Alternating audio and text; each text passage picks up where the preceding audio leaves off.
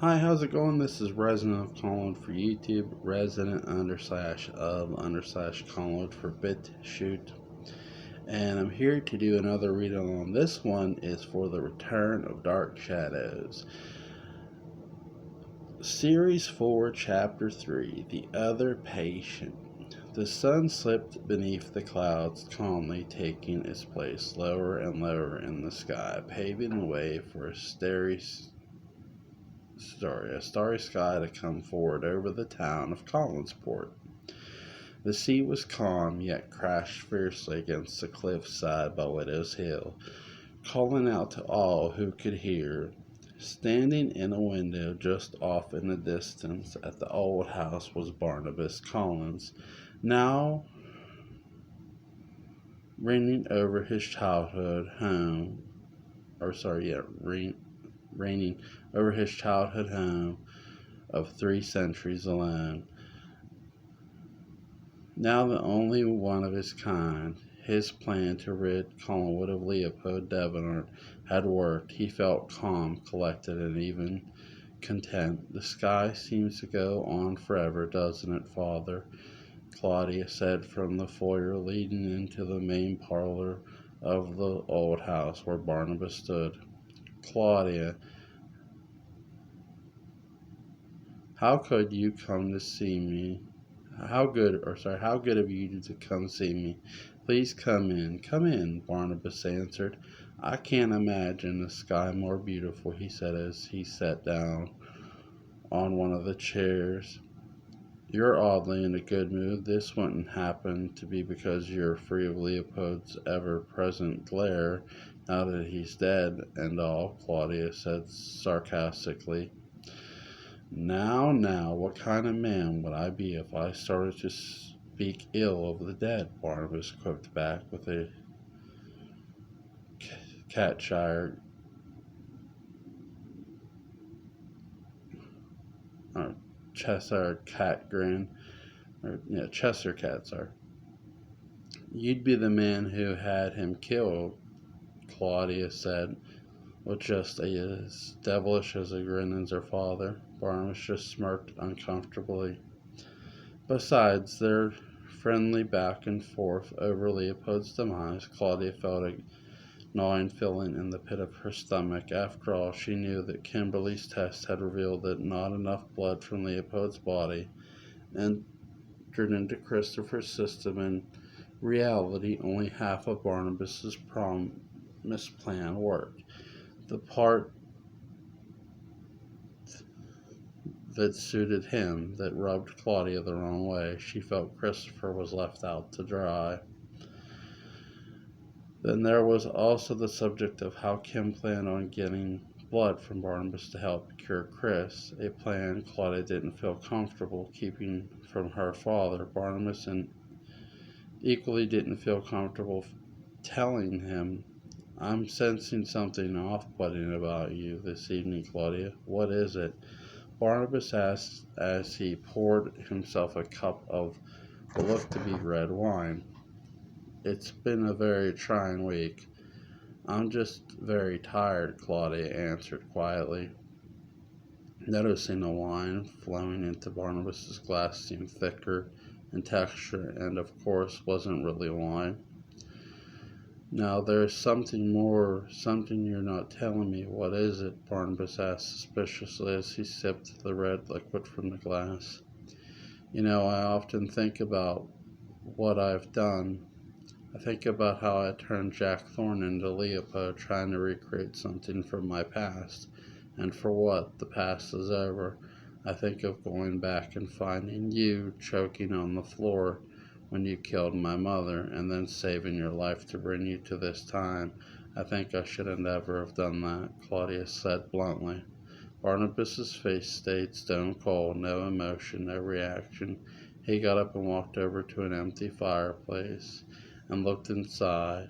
With a snap of his fingers, a raging fire lit inside the fireplace, glowing hot with an exuding an orange light all around him and his daughter Claudia. That's a pity. You're much more like me than you realize, Claudia. You're feeling guilt, and guilt is a very mortal emotion. What you don't see is that some reason our paths crossed again after everything that has happened over time, and for that you and I should be thankful, Barnabas said, turning his back to the fire and facing his daughter. Everything just feels so uncertain now. I've never felt this way. I've always had my powers to surround me and protect me. Without them, I can't seem to make sense of things, Claudia confessed. The mortal life is a daunting one, but doubt, too, can bring you to the brink of madness. Whatever happens from now on, will you be left on the fates, Barnabas said, as he kissed his daughter's cheek and walked back over to the window to look at the brilliant night sky. Claudia, for a moment, felt again that she needed to tell Barnabas that if Kim could not gather enough blood from him during one of their sessions, Chris would take matters into his own hands and possibly kill him just as he did Leopold. She was torn between the father she was trying to get to know and the man she was falling in love with. A truly terrible place to be. Claudia got up and walked over to Barnabas at the window, gazing out the dark of the night. She could see herself in his eyes, but there was something about him that was still very secretive and mysterious, something even human. What was it like to live here as a child, she asked him. Collinwood was like a magical fairyland. When I first came here, my father built this exact house almost 400 years ago.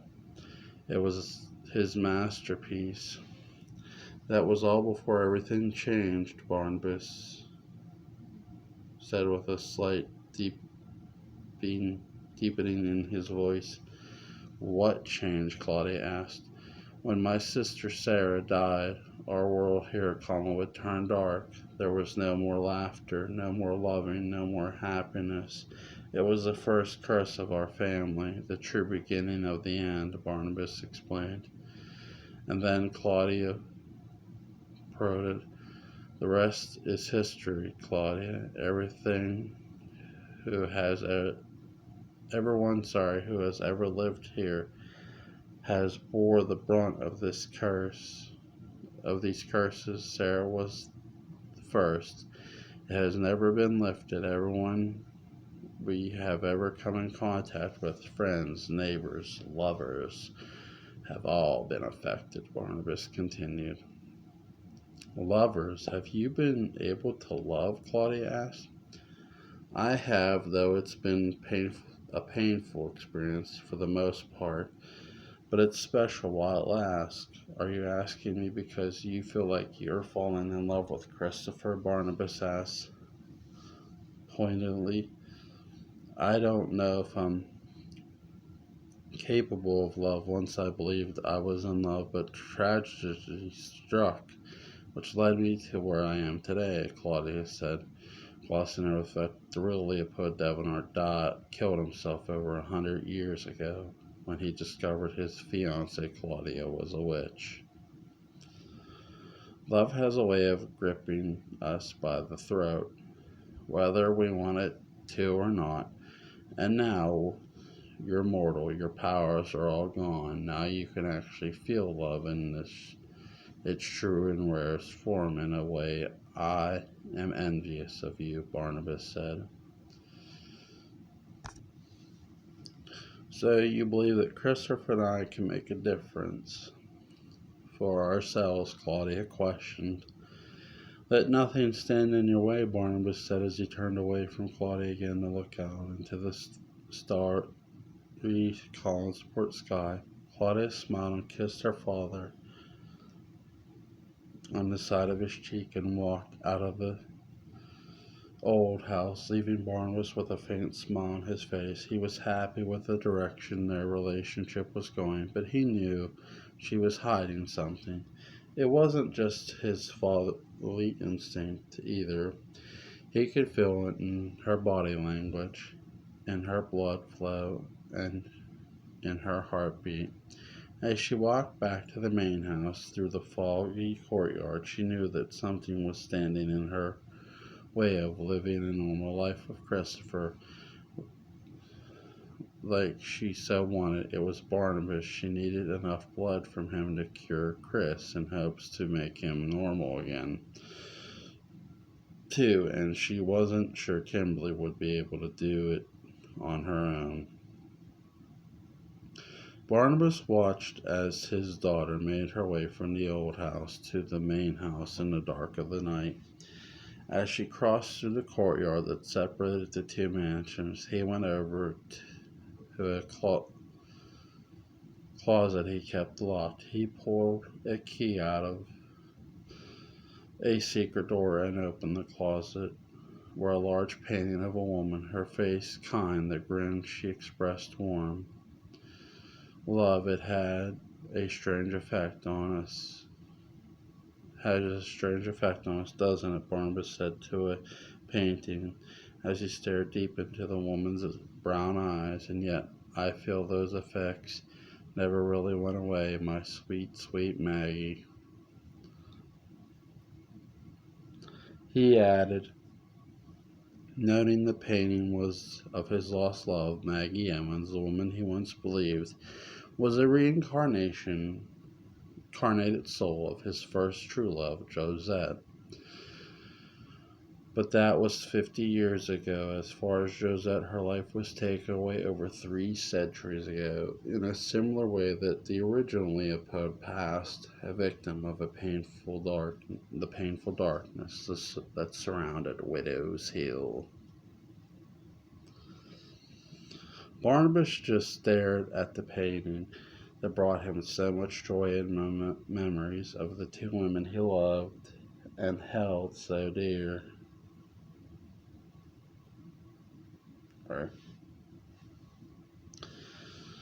As the night got later, Caleb and Kate finally returned home from visit to Bangor to search for David. At the Wincliffe Sanitarium, they were both talking to each other a mile a minute and making noise as they walked in.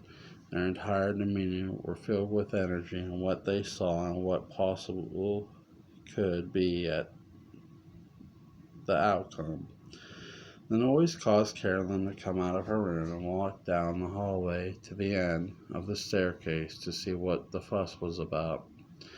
It's like the two of you have seen some kind of ghost. What's the matter?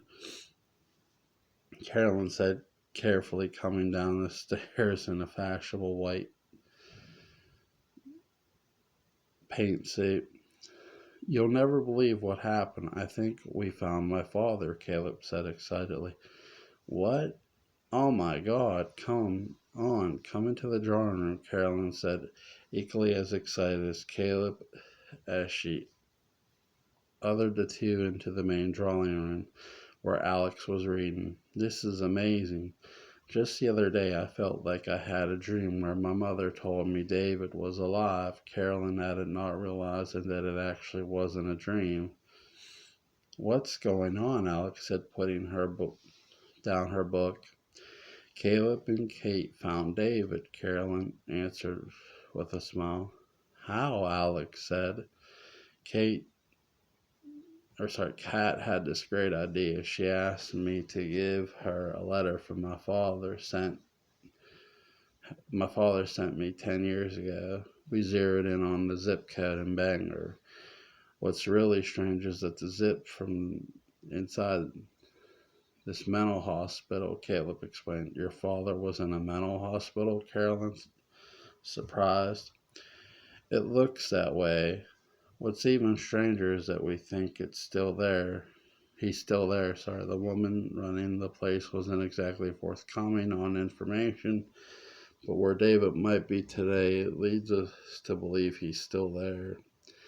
Kate explained like the true detective she was. I'm going to call Loomis at the station and see what kind of background he can give me about this Dr. Grayson person, Kate added as she dashed off to the nearest phone. Oh, Caleb, I'm so happy for you. I'm happy for all of us. Finally, some good news. But what in the world would David be doing in a mental hospital? Carolyn asked, confused.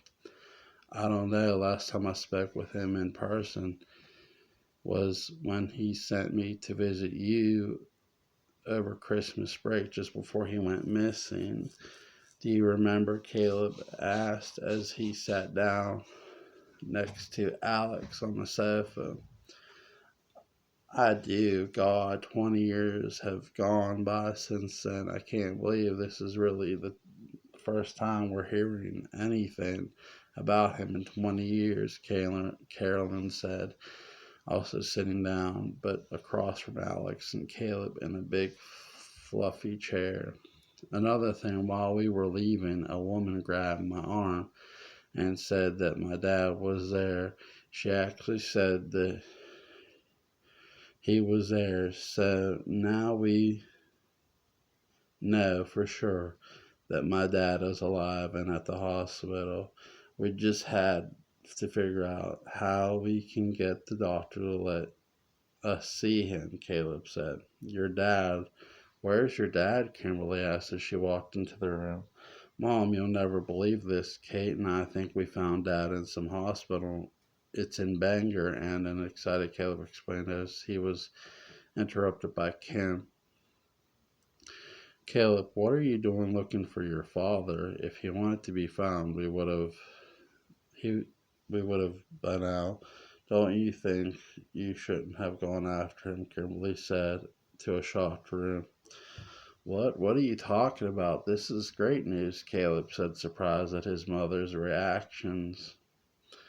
I just don't understand why you felt like you had to go. I don't know. Snooping around, your father left you alone. Don't you remember that? Kim said in a harsh tone. Yes, but not before you left him and this entire family, Kimberly, for just about the same amount of time with your lover Victor. What are you trying to do here? Carolyn said, standing up next to next to Caleb.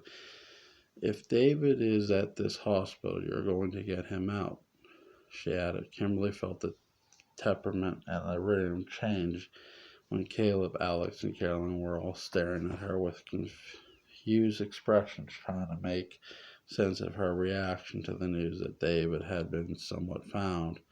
She quickly tried to backpedal. If you're sure that you really want to find him and he's in some kind of mental breakdown, then by all means, Caleb, do what you'd like. I only want whatever's best for you. That's all I meant, Kimberly said. Kimberly, when was the last time you saw David?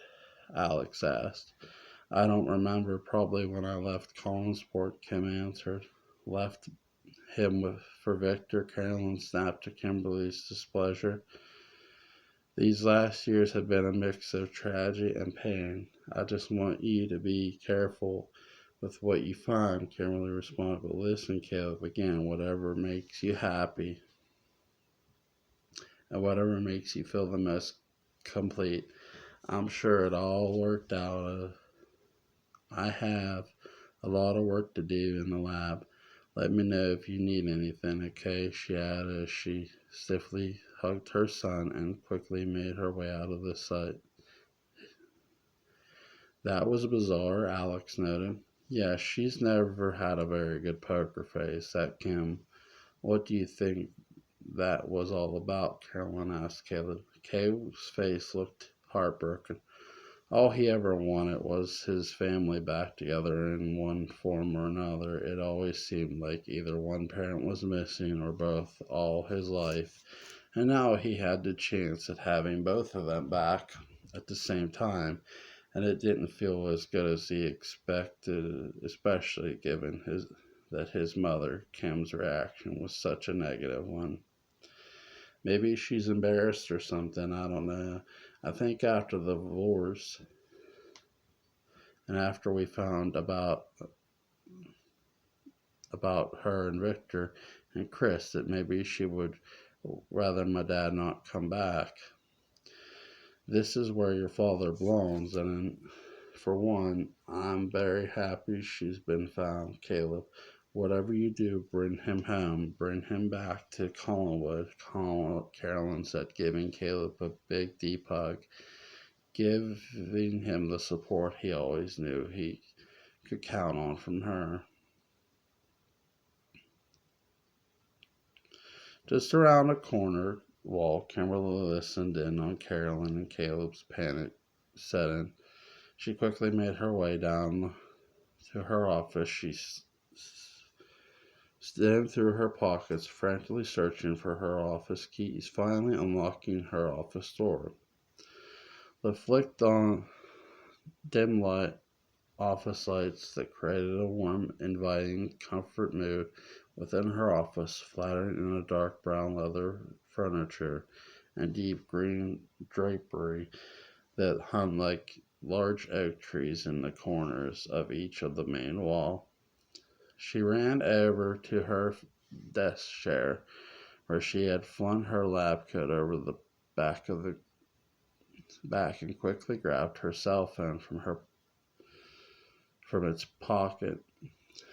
And there was a proof, a missed call from Dr. Joanna Grayson and a voicemail explaining to Kim that David's whereabouts had been discovered. Kim's panic turned to dread, and she slumped down in her office chair, began to think of ways to get herself out of what was to come. A secret that she had been hiding to cover 2 decades was very close to being revealed. All her work getting her 2 sons back, all her work getting into Colin was at risk if this secret was exposed. Kim knew she had no choice but to make sure it wouldn't. At Wincliffe Sanitarium in Bangor, Maine, David Collins sat on the floor of his tiny hospital room. The cold metal from his bed frame pressed deeply into the skin on his back. It wasn't painful, but it gave him the only kind of physical sensation he had felt in years. It's what made him know he was still alive, and not in some strange hell frozen in time. He watched a small roach creep into his room from under the door and scurried across the floor under into the metal grate of an air duct. David crawled on all fours and looked into the air duct and thought for a second that he could pry the grate off. He could shimmy down the airways of Wincliffe to freedom. But that was a fruitless fantasy. The space was too small for David's large-framed body. His shoulders were too wide and strong to squeeze into the small opening he would make. David took a deep breath and exhaled. There had to be a way for him to escape.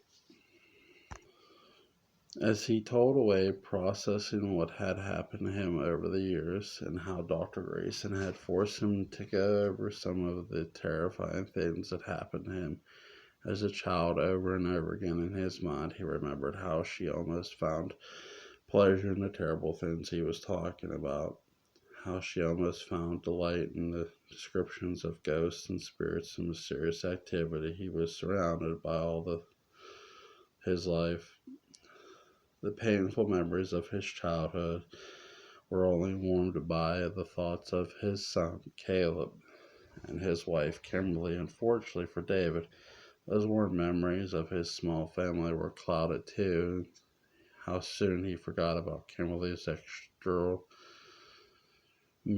affair, and how she left Caleb and him alone at Collinwood all those years ago. Going through his past, David started to try to piece together how he even got to Wincliffe in the first place. He remembered being at home one night. Caleb was away at school. Kimberly had gone for at least 5 years. He remembered a break in fighting with 2 men. One man seemed familiar. He swore he knew at least one of them faces of the men who broke in and attacked him, but couldn't remember from where. The fight during the break-in ended quickly as the man who broke in struck David with a needle filled with some sort of tranquilizer. The next thing David remembered, he was at Wycliffe, and the rest is history. 20 years of locked away history. As David reminisced, his anger started to bubble up. He was angry because he couldn't fight off the two men who broke into Collinwood that night. He was angry because it took him 20 years to get a clear head and to finally have to break through. And now he sat in the darkened hospital room with no freedom inside. Then his doorknob began to jingle, but the lights in Joanna's office that adjoined David's room were off. It was the middle of the night, and no one should have been there. David stood up and stuck out his chest, believing that it could be Sebastian coming to check on him. David was ready to pounce on him. The jingling continued, but no one gained entrance.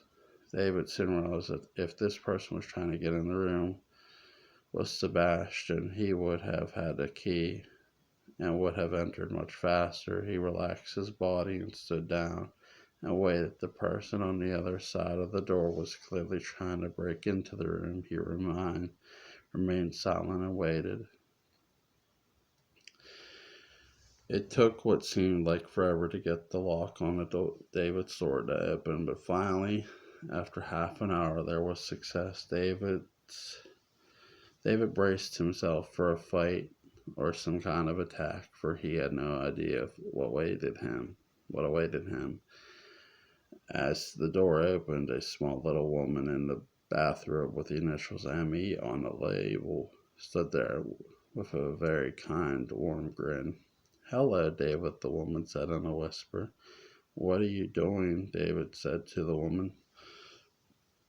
"When I found out you were here, too, I knew that one day I would have to help you out of here. I knew that one day you'd have to wait for this day. Your son was here, David. We have to get you home," the woman said. David looked at the woman, who was now standing aside, giving David a clearer passage into Joanna's office and out of the hall, past the office door. But the woman had also broken into. "Who are you? I feel like I know you from somewhere." David seeing something familiar in the woman's face. "Oh, David, it's been so many years, so many lost years. You've already forgot me. I don't blame you. You were so young the last time we saw each other, David. It's me. I'm Maggie Evans." So that's Series 4, Chapter 3 for The Return of Dark Shadows. I love Wycliffe. I love how he gets into Wycliffe a bit with David. Kimberly is in a state of panic. There's so much here from the character standpoint and so much going on. But I love how each character has their own thing going on, and there's always this backstory that connects these characters. Really, really well done. Link will be in the description box, guys. You guys have a great night.